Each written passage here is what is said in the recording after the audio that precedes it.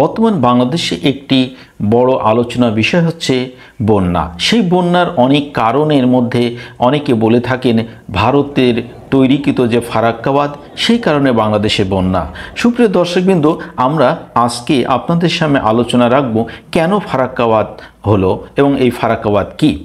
চাঁপাইনবাবগঞ্জ অর্থাৎ বাংলাদেশের চাঁপাইনবাবগঞ্জ থেকে 18 কিলোমিটার দূরে ভারতের পশ্চিমবঙ্গ রাজ্যের মুর্শিদাবাদ জেলার গঙ্গা নদীর উপর ফারাক্কাবাদ অবস্থিত। 1961 সালে গঙ্গা নদীর উপর এই বাঁধ নির্মাণের কাজ শুরু হয়। এর নির্মাণ শেষ হয় 1974 সালের ডিসেম্বরে। বাঁধটির দৈর্ঘ্য 2.24 কিলোমিটার। এই অবকাঠামোটি সড়ক ও রেল যোগাযোগ সেতু হিসাবে ব্যবহৃত হয়। ফারাক্কাবাদের মোট 109টি গেট রয়েছে। ফারাক্কা তাপবিদ্যুৎ কেন্দ্র এই বাঁধ থেকেই জল সরবরাহ করা হয়।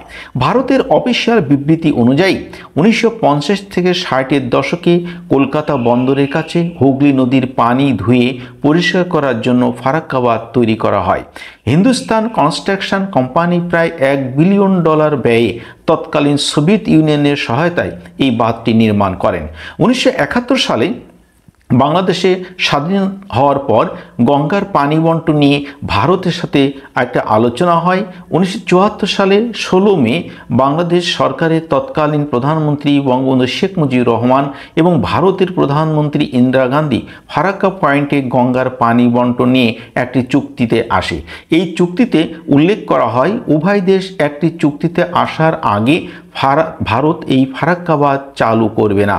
যদিও বাঁধের একটি অংশ পরীক্ষা করার জন্য বাংলাদেশ সরকার 1975 সালে মাত্র 10 দিনের জন্য ভারতকে 310 থেকে 450 কিউসেক পানি অপসারণ করার অনুমতি দেয়, কিন্তু ভারত 1976 সালে গঙ্গা নদী থেকে 1100 কিউসেক পানি অপসারিত করে পশ্চিমবঙ্গের ভাগীরথী হুগলি নদীতে প্রবাহিত করে।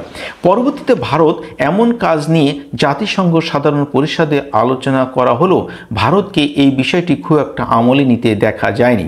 1975, 78, 82 এবং 1992 সালে স্বল্পমেয়াদী পানি বন্টন চুক্তি হলেও কোনোবারই ভারত তার কথা মতো কাজ করেনি। 1996 সালে 30 বছর মেয়াদী গঙ্গা চুক্তিতে যেভাবে বলা হয়েছে যে পানি বন্টন সেভাবে হয়নি। ভারত বাংলাদেশের চুক্তি অনুযায়ী নদীতে 70,000 কিউসেক পানি থাকলেও উভয় দেশ পাবে 35,000 কিউসেক, এর বেশি থাকলে 40,000 কিউসেক পাবে ভারত, বাকিটা পাবে বাংলাদেশ। এই বাঁধের ফলে শুধু বাংলাদেশ নয়, ভারতেও ক্ষতিগ্রস্ত হচ্ছে। এই বাঁধ থেকে হুগলি নদী পর্যন্ত ফিডার ক্যানেল বা খনন করতে ব্যয় হয় প্রায় 400 কোটি রুপি, যা এই চ্যানেলটির আসলে দৈর্ঘ্য প্রায় 40 কিলোমিটার, সেখানে ব্যয় হয় প্রায় 400 কোটি রুপি।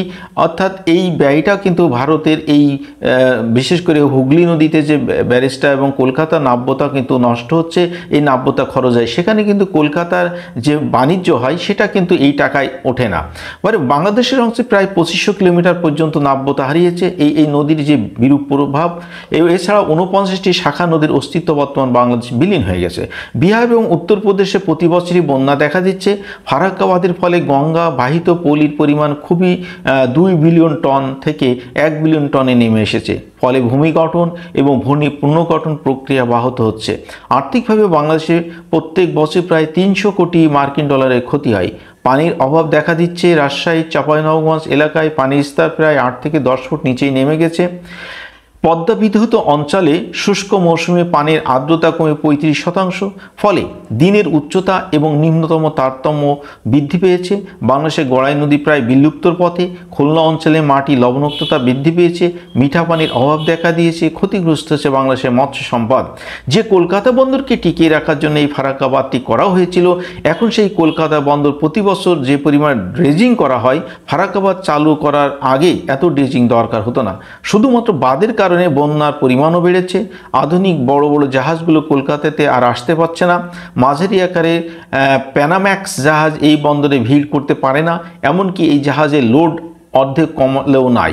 এই বাঁধের ফলে গঙ্গা নদীর প্রায় 30 কিলোমিটার বর্গ কিলোমিটার সাগরে নিমজ্জিত হচ্ছে, পলি আসা কমে যাওয়ায় সাগর এসেছে এবং ভূমি গ্রাস করছে। 2016 সালে বিহারের মুখ্যমন্ত্রী নীতীশ কুমার ফারাক্কা বাঁধ ভেঙে ফেলার প্রস্তাব দিয়েছিলেন। বিশেষজ্ঞরা বলছেন সড়ক ও রেল যোগাযোগ ঠিক রেখে এই বাঁধের গেটগুলো অপসারণ করা সম্ভব।